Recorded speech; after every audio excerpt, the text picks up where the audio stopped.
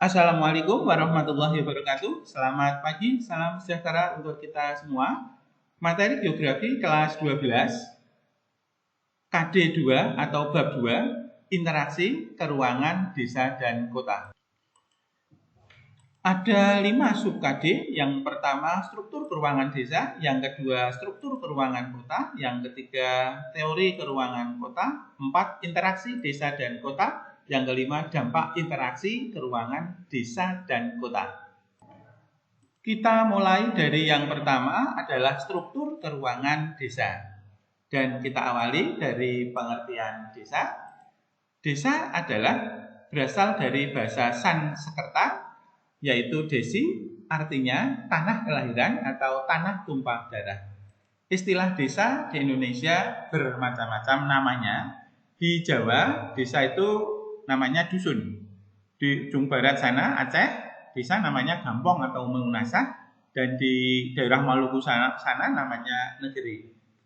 Kemudian pengertian desa menurut pemerintah, yaitu Undang-Undang Nomor 6 Tahun 2014, desa adalah satuan masyarakat hukum yang memiliki batas wilayah yang berwenang untuk mengatur dan mengurus urusan pemerintahan, kepentingan masyarakat setempat, berdasarkan prakarsa masyarakat, hak asal-usul, dan atau hak tradisional yang diakui dan dihormati di dalam sistem pemerintahan Negara Kesatuan Republik Indonesia.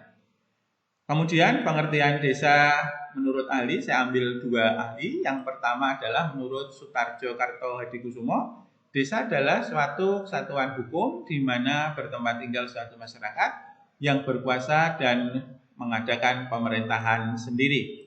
Kemudian menurut pakar geografi, guru besar Universitas Gadjah Mada, Bintarto, desa adalah perwujudan geografis yang ditimbulkan oleh unsur-unsur fisiografis, ekonomi, politik, kultural setempat dalam hubungan dan pengaruh timbal balik dengan daerah lain. Selanjutnya, bagaimanakah ciri kehidupan masyarakat desa itu? Ciri masyarakat desa yang pertama tentu sangat dekat dengan alam ya. Yang kedua, ikatan sosial mereka sangat kuat, memegang teguh adat istiadat dan penganut agama yang sangat taat. Yang keempat, nah ini ya, hubungan kekerabatan mereka bersifat gemeenskap atau paguyuban. Artinya adalah hubungan mereka yang bersifat sangat erat, kekeluargaan, sangat dekat dan jauh dari pamrih ekonomi. Itu adalah hubungan kekerabatan masyarakat desa. Yang kelima, pola pikir masyarakat desa itu masih sederhana, tradisional, bahkan terkadang irasional. Yang keempat, struktur ekonomi mereka agraris, baik itu cocok tanam maupun nelayan ya. Kemudian, bagaimana syarat terbentuknya desa? Unsur desa atau syarat terbentuknya desa, yang pertama mereka harus mempunyai wilayah, yang kedua adanya penduduk, yang ketiga adalah tata kehidupan atau pemerintahan. Seperti di lereng atau di kaki sebuah gunung ini, adanya suatu wilayah, adanya penduduk, dan adanya yang mengatur, yaitu pemerintahan, lurah, carik, dan sebagainya. Sekarang klasifikasi masyarakat desa.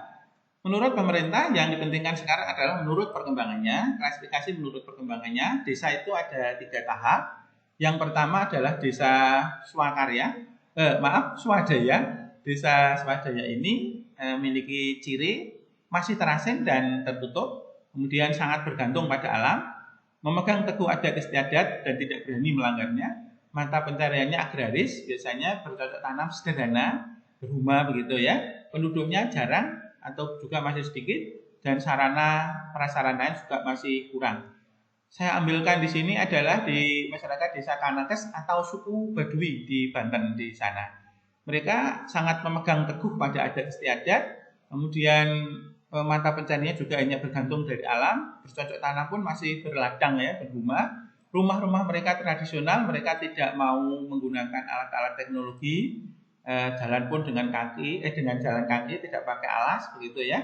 Ini adalah gambaran sebuah desa swadaya, dan tentu di daerah-daerah pelosok di Indonesia masih banyak dijumpai desa swadaya. Kemudian yang kedua adalah desa swakarya. Desa ini sudah tidak terasing, artinya sudah ada dijangkau dengan jalan ya, dan tetapi masih jauh dari kota. Kemudian adat istiadat mulai longgar, perekonomian mulai berkembang, sudah mulai ada infrastruktur jalan, ya, pendidikan, dan teknologi sudah mulai digunakan.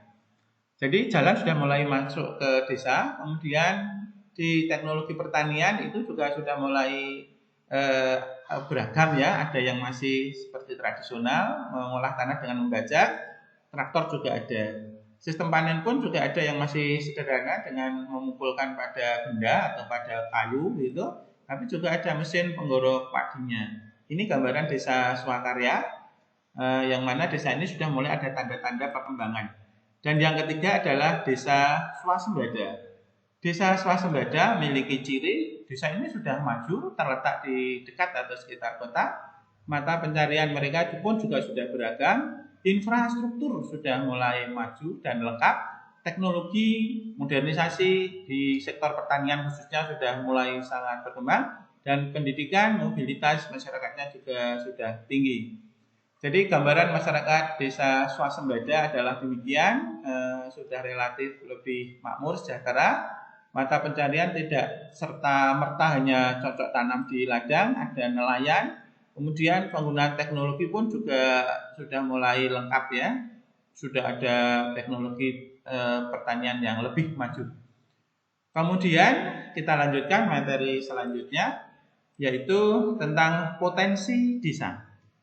Potensi desa itu ada dua, kita bahas pengertiannya dulu ya. Apakah potensi desa itu adalah segala sumber alami dan sumber manusia yang terdapat dan tersimpan di desa, yang dapat dimanfaatkan bagi kelangsungan dan perkembangan desa. Potensi desa itu ada dua. Yang pertama adalah potensi fisik. Ada 5 potensi fisik desa, yaitu tanah, air, cuaca dan iklim, ternak dan manusia. Tanah di sini bukan sekedar tanah kapling seperti di kota, tetapi di sini tanah adalah sawah, tegalan atau kebun. Ya, ini ya tanah ini ya, tanah, sawah ini kalau di sini sawah.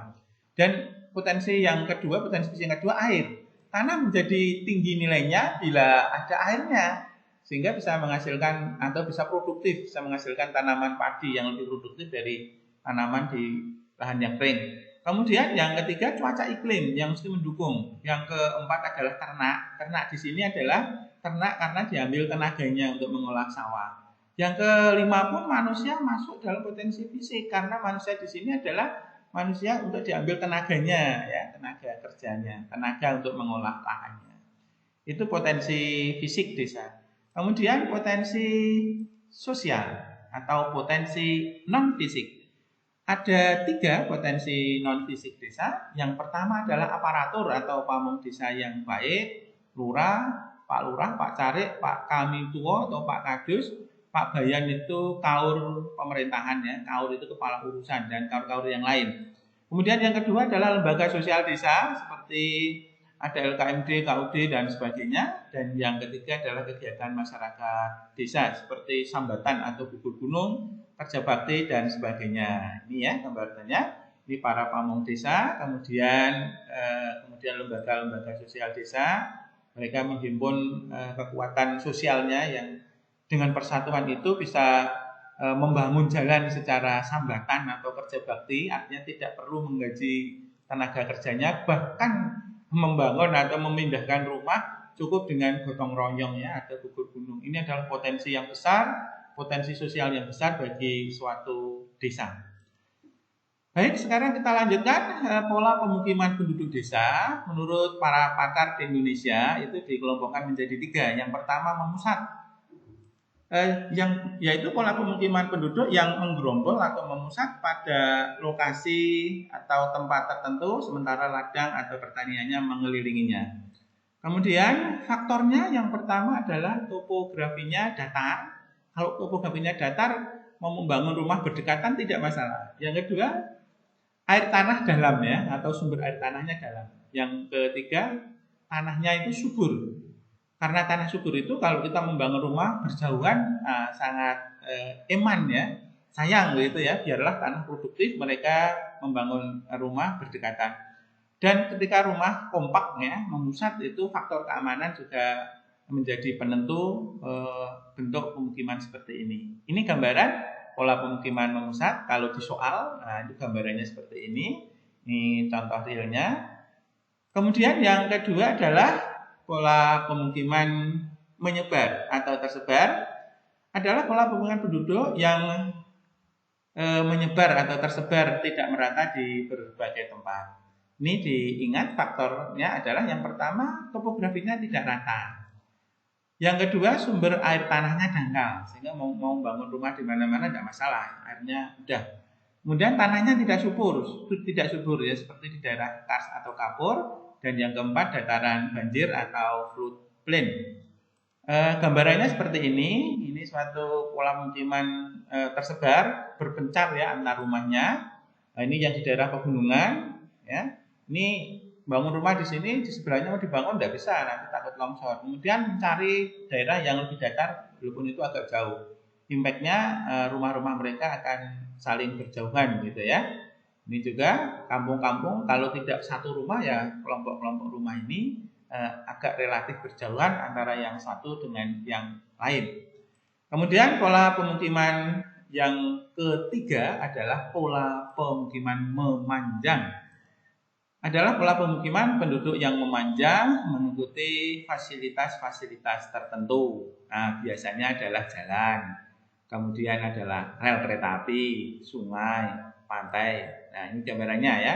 Ini gambarannya. Ini adalah berarti ini berarti mengikuti jalan. Kalau ini adalah pola pemukiman rumah yang mengikuti sungai ya, aliran sungai. Ini yang mengikuti pantai. Nah, yang ini yang di igir-igir sebuah gunung ya, di gunung. Ini sekarang diberi nama khusus yaitu pola desa radial ya. Radial itu artinya menyebar, mengikuti igir atau punggung-punggung gunung begitu ya. Nah, ini contohnya di foto asli dari atas mengikuti sungai, ini sungainya, rumah-rumahnya memanjang. Kemudian ini yang mengikuti jalan. Selanjutnya yang terakhir adalah fungsi dan manfaat desa bagi kota. Ini ya, yang pertama sebagai sumber bahan pangan bagi kota, yang kedua sebagai sumber bahan mentah atau raw material bagi kota, yang ketiga adalah sebagai penyokong segala hal yang dibutuhkan oleh kota, yang keempat asal sumber tenaga kerja khususnya tenaga kasar ya atau buruh ya, tenaga kerja bagi kota. Dan yang kelima, desa juga sebagai mitra bagi kota karena dibutuhkan segala hal ini, tetapi juga membutuhkan hal-hal yang ada di kota. Oke, saya kira ini adalah materi tentang keruangan di desa. Terima kasih atas perhatiannya. Materi berikutnya adalah tentang keruangan kota. Terima kasih. Wassalamualaikum warahmatullahi wabarakatuh.